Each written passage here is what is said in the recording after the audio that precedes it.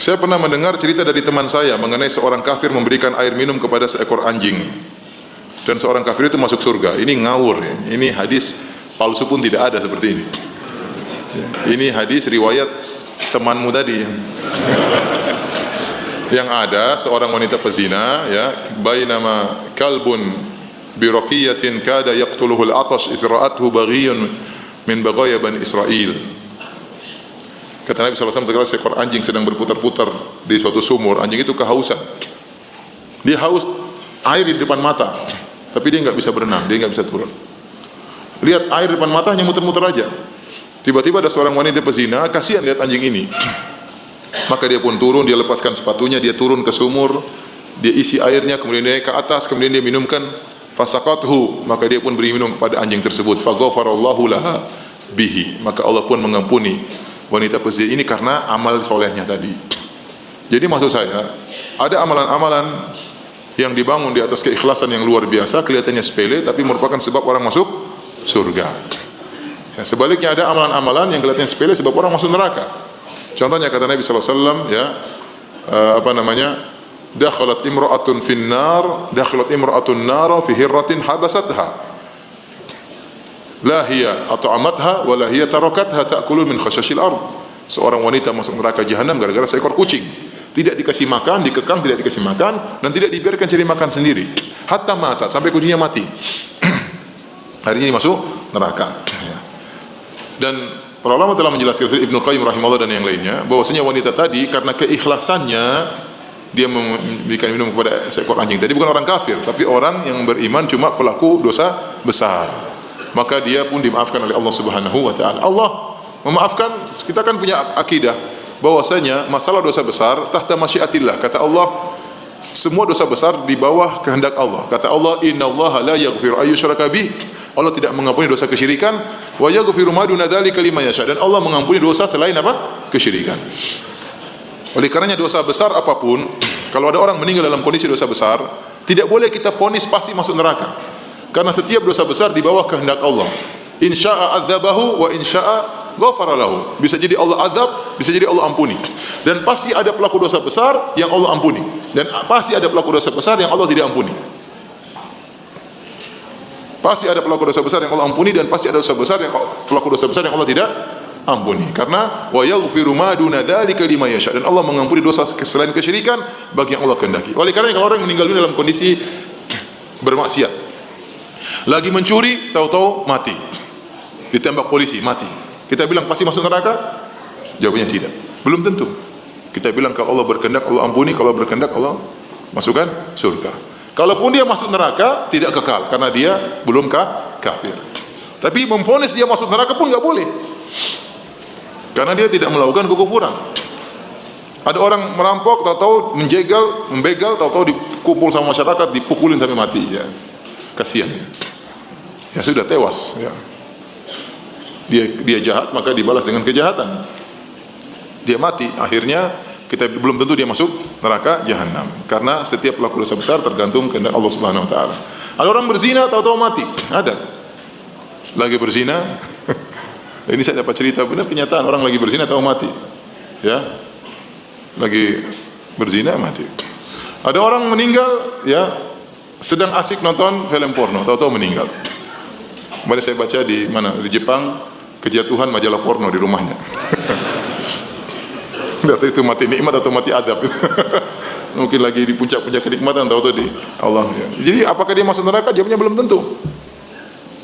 Waliyadzubillah ya. Belum tentu, itu semua dia bawa kehendak Allah Subhanahu wa taala. Nah, apalagi orang pelaku zina ini sudah melakukan kebaikan. Orang yang meninggal dalam kondisi zina saja belum bisa dipastikan masuk apa? Neraka. Apalagi wanita ini sudah melakukan apa? Kebaikan. Maka dia sudah kasih minum kepada anjing tersebut. Maka Allah ampuni dosanya gara-gara hal tersebut. Sebenarnya Allah menjelaskan bahwasanya yang buat dia diampuni sebenarnya bukan masalah memberi kepada anjing tersebut, tapi keikhlasan yang ada dalam hatinya. Karena waktu itu tidak ada orang yang lihat, ya. Dia tolong anjing tersebut dengan agak susah turun ke sumur, itu pekerjaan perempuan susah. Kemudian mana saat muqaha, dia lepaskan sepatunya, menjelaskan bahwasanya dia pegang sepatu dan manjat tidak susah, tidak gampang. Kemudian minum kepada anjing, hewan yang hina. Setelah itu anjingnya pun pergi, tidak bilang jazakillah khairan. Pergi. Jadi dia benar-benar ikhlas. Karena keikhlasan itu maka diampuni. Karena sebagian orang salah paham. Saya pernah ngisi pengajian pas di Mekah, tahu-tahu ada yang protes. Ustaz, tadi saya bahas tentang masalah bahayanya zina. Bagaimana ancaman orang berzina, bagaimana adab di alam kubur, bagaimana adab di neraka jahanam. Kata dia, Ustaz jangan terlalu sangar Ustaz. Zina itu ada orang minum anjing aja selesai. Jadi dia anggap perkaranya mudah. Ente berzina, minta maaf tinggal cari anjing kasih minum. Ya, zina lagi cari anjing kasih minum. Anjing nggak ada kasih kucing. Itu nggak benar, bukan begitu ceritanya ya. Ya. Kita bilang ada juga dosa di kelihatan sepele bikin orang masuk apa? Neraka jahanam. Maka tidak boleh kita memandang dalil dari satu sisi saja. Ya, lihat bagaimana Nabi ditanya tentang seorang wanita, ya, tasumun nahar, taqumul lail, senantiasa puasa sunnah, senantiasa salat malam, senantiasa bersedekah, wa fi lisaniha syai'un yu'dhi jirana. Tapi dia kalau ngomong menyakiti tetangganya. Kata Rasulullah SAW, hiya finnar, di neraka. Jadi yang benar bukan wanita kafir yang beri minum kepada seekor anjing, tapi wanita pezina. Allah ampuni dia karena kebaikan yang dia lakukan.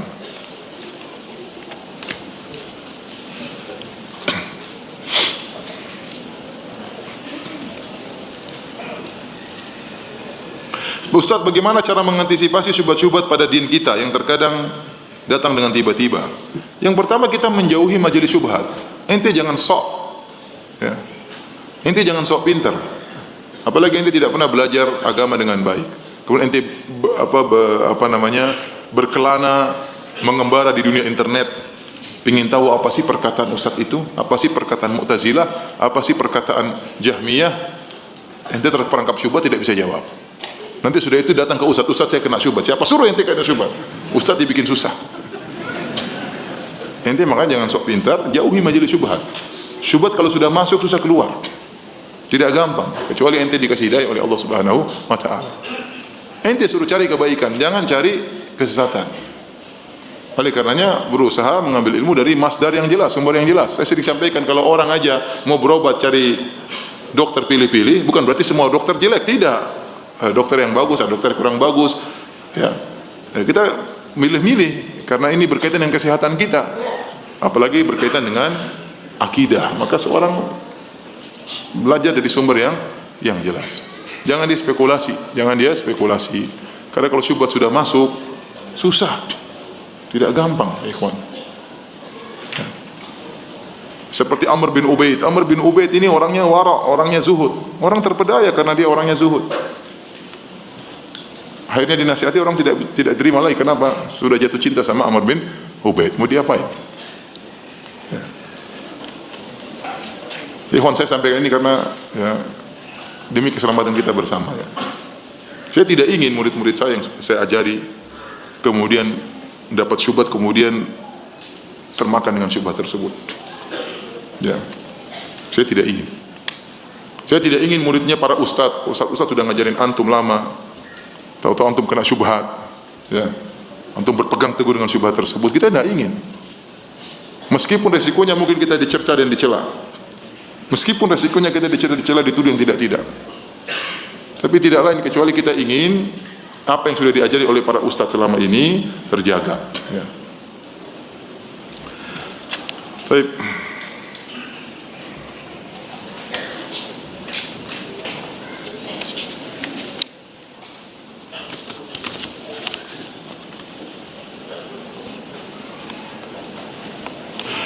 Ustaz, terima kasih atas jasa kelas materi yang disampaikan. Semoga Allah menjaga Ustaz. Amin ya rabbal alamin. Bagaimana menyikapi keluarga yang meyakini Allah ada di mana-mana?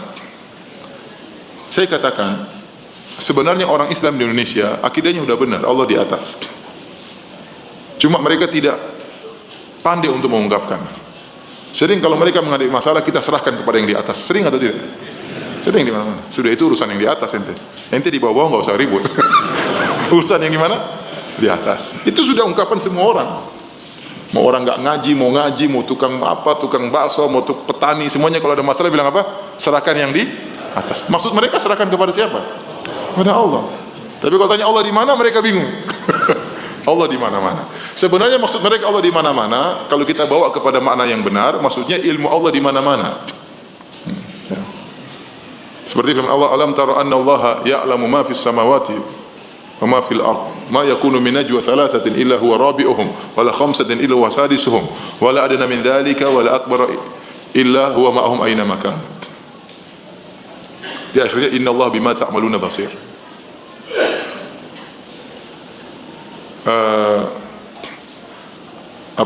Kata Allah Subhanahu wa taala, tidakkah kalian melihat bahwasanya Allah mengetahui apa yang di langit dan di bumi? Tidak ada 3 orang berbisik-bisik kecuali keempatnya adalah siapa? Allah. Tidak ada 5 orang berbisik-bisik kecuali keenamnya adalah siapa? Allah. Maksudnya ketiganya, keempatnya adalah Allah, keenamnya adalah Allah, maksudnya ilmunya. Allah, ya, wa huwa ma'ahum aina makanu. Allah bersama mereka dimanapun mereka berada. Maksudnya apa? Ilmu Allah, bukan zatnya. Kalau zatnya ente kemana-mana Allah ikut, kan nggak benar seperti itu. Ente ke WC Allah ikut, berarti di mana-mana zatnya. Bukan zatnya yang di mana-mana.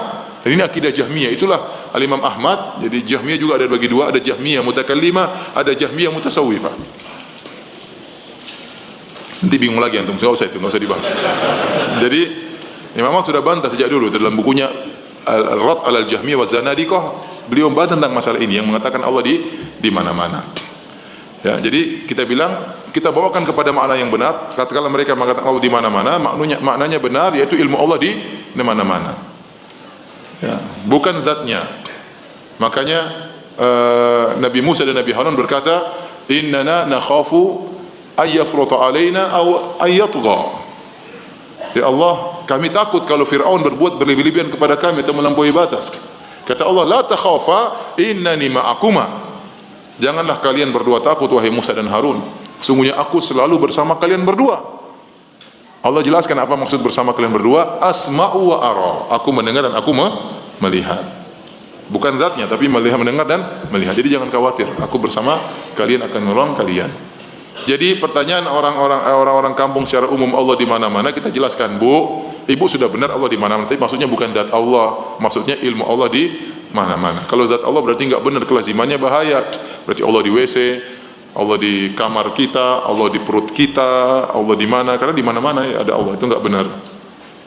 Jadi sebenarnya mereka sudah meyakini Allah di atas, hanya saja mengungkapkannya kurang apa? Kurang pintar mengungkapkan.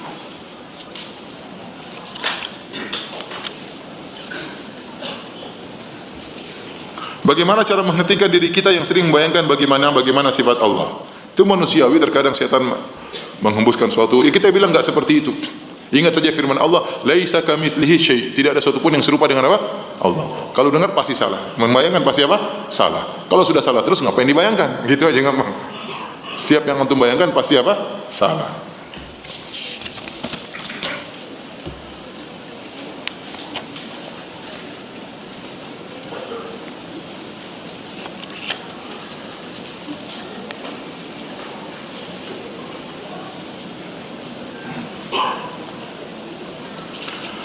Kakak saya seorang berkebutuhan khusus, dia tunagrahita, kurang normal IQ-nya.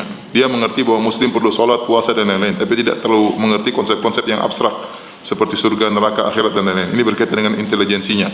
Bagaimana mengatasinya? Semampunya saja, kita sampaikan apa? Semampunya. Ya. Yang di luar, la yukallifullahu nafsan illa wus'aha. Allah tidak membebani luar kemampuan seorang. Alhamdulillah dia sudah mengerti sholat, alhamdulillah mungkin dia mulai sholat, mungkin detail-detail tidak paham. Ya.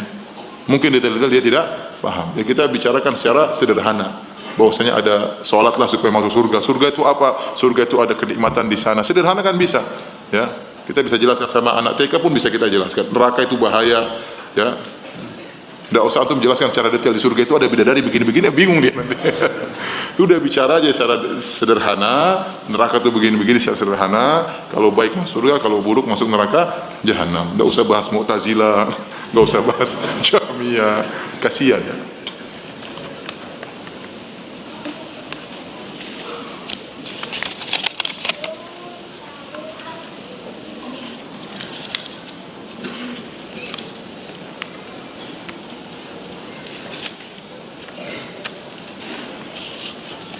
Ini pertanyaan lagi, apakah rokok itu makruh atau haram?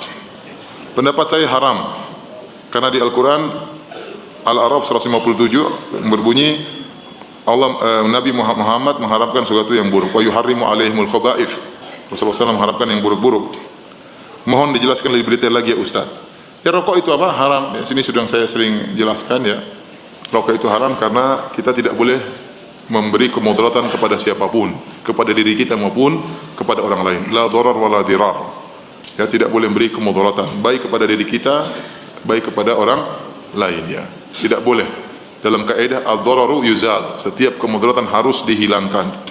Dan tanpa ragu bahwasanya rokok itu menimbulkan kemudaratan. Ya, menimbulkan kemudaratan. Kemudaratan bagi diri sendiri dengan memberi penyakit dalam diri kita ya. Kemudian memberi kemudaratan kepada orang lain, mengganggu orang lain ya. Saya termasuk tipe orang yang paling tidak bisa kalau duduk di samping orang yang merokok ya. Bahkan mungkin jarak kita 5 meter saya pun terganggu. Ya. Terakhir sempat saya agak marah dikit waktu haji kemarin. Haji kemarin di Muzdalifah. Di Muzdalifah kan kita tidur di hotel di bawah langit. Bintang, jutaan bintang ya. Jadi semua orang gitu. Ada orang, sebagian orang pakai kain ihram merokok. Saya mau tidur, jarak dia cukup jauh ya. Kira-kira 10 meter atau subhanallah. Saya tidak tahu apa rokok itu sengaja ke saya. Tahu-tahu asapnya masuk ke hidung saya. Di mana saya cari agak jauh. Saya bilang ya fulan ittaqillah. Ente lagi ihram, kita terganggu. Ya, akhirnya dia matikan. Artinya mengganggu orang ya, mengganggu orang. Ya, ini tidak diperbolehkan mengganggu orang. Saya sering sampaikan, Anda kalau meninggal berusaha, dan kita pasti berbuat dosa. Kalaupun kita harus berdosa dan kita pasti berdosa, jangan berdosa yang berkaitan dengan orang lain. Kata Sufyan Ats-Tsauri rahimahullah taala, lebih baik Anda bertemu dengan Allah dengan 70 dosa antara Anda dengan Allah, karena Allah asalnya Maha Pengampun, daripada Anda bertemu dengan Allah membawa satu dosa antara Anda dengan hamba Allah yang lain. Ya, jangan mendolimi orang. Jangan mendolimi orang. Di antara bentuk mendolimi orang asap rokok. Ya. Kemarin saya umrah juga dengan istri saya.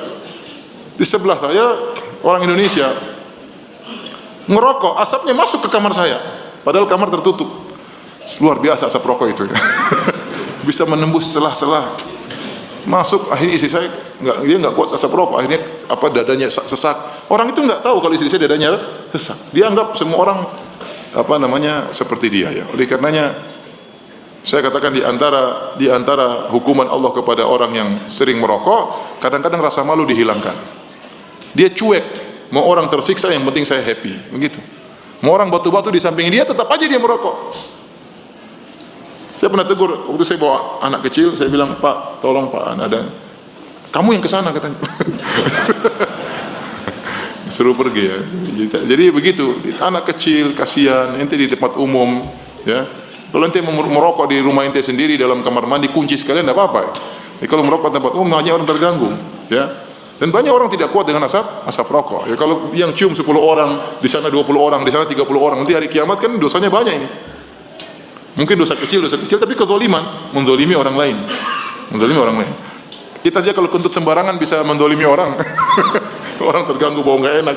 Apalagi bau asap rokok yang kemudian masuk dalam dada, merusak dada. Apalagi orang yang perokok pasif lebih parah daripada orang perokok yang aktif. Kata dokter sih. Meskipun dokternya merokok. Jadi sering saya sampaikan, tidak ada orang yang merokok ya mengucapkan bismillah ya karena dia tahu itu haram, dan tidak ada orang setelah merokok mengucapkan apa? Alhamdulillah. Ya. Ada yang bilang, "Ustaz, rokok itu bagi saya bukan cuma sunnah, wajib." Ini ada orang, saya pernah ditanya demikian. Katanya ada kiai, ya ustaz lah ya, yang mengatakan rokok itu wajib. Kenapa? Kalau dia tidak bisa merokok, dia tidak bisa ngajar Sahih Bukhari. Ya, otaknya nggak jalan kalau nggak merokok. Jadi rokok bagi saya hukumnya apa? Wajib, kata dia. Subhanallah. Itu namanya kecanduan om. Namanya kecanduan. Ya. Ada orang kalau nggak pakai morfin kepalanya stres, terus jadi morfin jadi wajib. Ya. Ada orang kalau nggak dengar musik dia bisa stres, berarti musik itu hukumnya apa? Wajib. Ya. Ada orang kalau nggak berzina dia stres. Paham? Apa zina jadi hukumnya apa? Wajib. Ya. Itu namanya kecanduan om. Ya.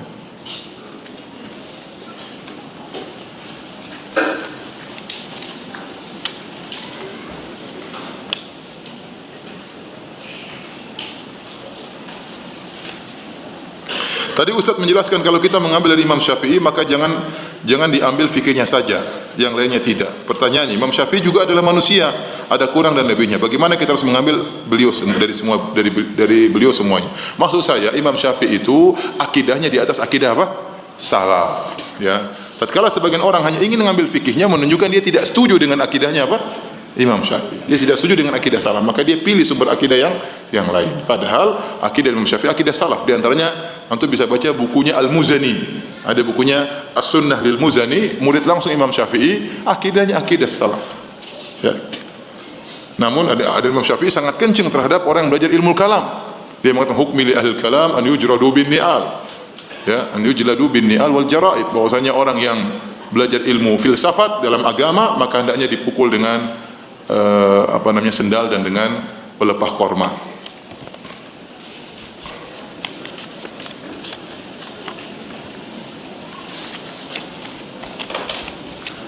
Ustaz, jika di kalangan sufi atau tasawuf, apakah mereka dikatakan kafir jika mereka telah sampai tingkatan ma'rifat? Karena mereka percaya solat fardu itu tidak penting lagi, karena mereka bilang sudah sampai ma'rifat, atau solatnya dirubah jadi solat ma'rifat. Jawabannya, orang yang meyakini bahwasanya dia boleh keluar dari syariat Nabi Muhammad, seperti tidak lagi wajib solat karena syariat Nabi Muhammad SAW itu apa? Solat. Dia mengatakan, saya sudah mencapai tingkat ma'rifat, tingkat hakikat, maka saya boleh keluar dari syariat Nabi Muhammad sebagaimana Khadir keluar dari syariat Nabi Musa. Maka orang ini bukan lagi orang Islam. Kenapa? Karena orang Islam itu yang mengikuti syariat Nabi Muhammad. Dia sendiri telah mengikrarkan dia keluar dari syariat Nabi Muhammad. Dia sendiri yang mengikrarkan dia telah keluar dari apa? Islam. Paham atau tidak? Ya, saya ulangi, orang Islam itu adalah orang yang mengikuti syariatnya Nabi Muhammad. Sementara dia merasa dia boleh keluar dari syariat Nabi Muhammad SAW, berarti dia merasa dia boleh keluar dari Islam. Nah, yang mengikrarkan dia bukan Islam, dia sendiri, bukan kita.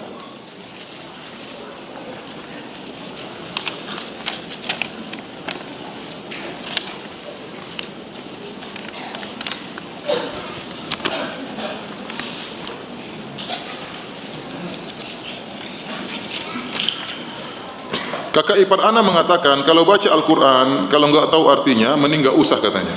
Percuma. Ya enggak juga lah. Kita belajar. Jangan bilang juga begitu, enggak usah. Kalau begitu banyak orang enggak boleh baca Quran. Banyak orang belum ngerti bahasa Arab. Ini enggak benar. Ya, baca Quran silakan baca sambil belajar apa? Belajar terjemahannya. Baca Quran sendiri, paham enggak paham tentang tetap dapat apa? Pahala. Ya. Betapa banyak orang diganggu jin dia baca ayat kursi. Kalau tanya terjemahannya enggak ngerti. Tapi ada faedahnya tidak? Ada. Dia diganggu jin, tahu-tahu dia baca ayat kursi, jinnya yang ganggu hilang. Ditanya apa artinya ayat kursi, saya enggak paham. Berarti tetap aja ada apa? Faedahnya. Tapi yang paling bagus paham maknanya tentunya. Ketika Rasulullah Mi'raj ke Sidratul Muntaha, apakah beliau bertemu dengan Allah secara langsung? Jawabannya iya. Makanya di antara dalil yang menunjukkan Allah di atas adalah Isra Mi'raj. Ya, kalau seandainya Allah tidak di atas, maka Nabi ngapain ke atas? Ya, Nabi SAW ke atas ketemu dengan Allah, sampai-sampai sebagian sahabat menyangka Nabi melihat Allah. Berarti Nabi sudah dekat sekali dengan zat Allah. Makanya Nabi ditanya, hal ra'aita rabbak? Apakah kau melihat Rabbmu? Kenapa pertanyaan timbul? Karena memang Nabi sudah terlalu dekat dengan siapa? Allah. Hal ra'aita rabbak? Dalam hadis yang saya baca, melihat Allah. Kata Nabi Muhammad SAW, nurun anna arahu, ada cahaya yang menghalangi. Bagaimana saya bisa melihat Allah Subhanahu wa ta'ala? Makanya di antara dalil yang paling kuat yang diyakini oleh masyarakat kita seluruhnya, antum lihat pengajian-pengajian kalau acara Isra Mi'raj. Nabi ketemu Allah, kemana? Ke atas. Sudah dekat. Semua dai-dai seperti itu. Mengatakan demikian. Karena memang fitrahnya Allah di atas, orang sudah tahu semuanya. Ya, kalau bilang Allah di mana-mana, ngapain ke atas? Ya. Ke kanan, ke kiri, kemana-mana ada. Makanya di antara konsekuensi dari mengingkari Allah di atas berarti mengingkari mukjizat Isra Mi'raj. Ya. Karena di antara mukjizat yang paling terkenal dari Nabi adalah Mi'rajnya Nabi, naik ke atas bertemu dengan Allah untuk menerima perintah. Makanya malaikat Jibril enggak ikut Nabi waktu itu. Waktu Nabi turun dari langit Sidratul Muntaha, turun ke bawah ketemu Nabi Musa. Nabi Musa tanya, bagaimana? Nabi Musa aja enggak tahu pembicaraan antara Nabi dengan Allah Subhanahu wa taala. Kata Nabi, disyariatkan 50 salat sehari semalam 50 waktu. Kata Nabi Musa, umatmu enggak kuat. Saya sudah mencoba umatku. Minta keringanan. Kata Nabi, saya pun naik lagi ke atas. Ketemu siapa? Kata Allah. Kata Nabi, antara saya dengan Allah ya. Sebentar, saya ingin sebutkan lafalnya. Jadi disebut dalam riwayat ya, Nabi setelah turun dari Allah Subhanahu wa taala ya, Allah mewajibkan salat 50 waktu. Maka Nabi Musa berkata, raji' rabbak ya. Kembalilah kepada Rabbmu, minta keringanan. Fa inna ummataka la tutiku dzalik. Sungguh umatmu tidak mampu. Aku pun kembali kepada Allah ya. Dan Allah menghilangkan setengahnya. Jadi berapa? 25. Kemudian setelah diturunkan jadi 25, lapor lagi kepada Nabi Musa. Nabi Musa berkata, ya, farji' ila rabbik, kembalilah kepada Rabbmu, ya. Irji' ila rabbik, fa inna ummataka la tutiku dzalik. Sungguhnya umatmu tidak mampu. Akhirnya terus Nabi minta dikurangi, akhirnya jadi 5. Ya. Kemudian tatkala turun 5, Nabi Musa bilang lagi, minta keringanan lagi. Kata Nabi SAW, istahyaitu min rabbi. Saya malu sama Rabbku. Alhamdulillah ketemu Nabi Musa. Kalau nggak ketemu repot juga ya. 50 tuh banyak loh ya. 50 tuh banyak. Nabi Musa tuh baik sekali, Nabi Musa. Kita berterima kasih kepada Nabi Musa. Kita bilang jazakallahu khairan ya Nabi Musa. Dia perhatian sama kita. Nabi Musa tuh nabi yang mulia, tidak hasad kepada Nabi Muhammad SAW. Nabi Muhammad umatnya lebih banyak, dia mikirkan umat Nabi Muhammad. Dia bilang, ummatuka la tutiku dzalik. Umatmu tidak mampu wahai Muhammad, minta keringanan. Nabi yang sangat mulia, yang sangat baik ya. Jadi intinya Nabi turun, naik turun ya, ketemu Allah, ketemu Nabi Musa. Jadi Allah di atas sehingga Nabi bertemu langsung dengan Allah Subhanahu wa taala. Saking dekatnya Allah dengan Nabi sampai-sampai sebagian sahabat bertanya, hal ra'aita rabbak, apakah kau melihat apa? Rabbmu. Kata Nabi, ada cahaya, bagaimana saya bisa melihatnya. Demikian saja para hadirin kajian kita pada kesempatan kali ini. Kurang lebihnya saya mohon maaf ya. Yang benar datang dari Allah Subhanahu wa taala, yang salah dari saya sendiri dan dari syaitan. Semoga Allah mengampuni dosa-dosa kita. Kita tutup dengan kafatul majlis. Subhanakallah bihamdik asyhadu an la ilaha illa anta astaghfiruka wa atubu ilaik. Assalamualaikum warahmatullahi wabarakatuh.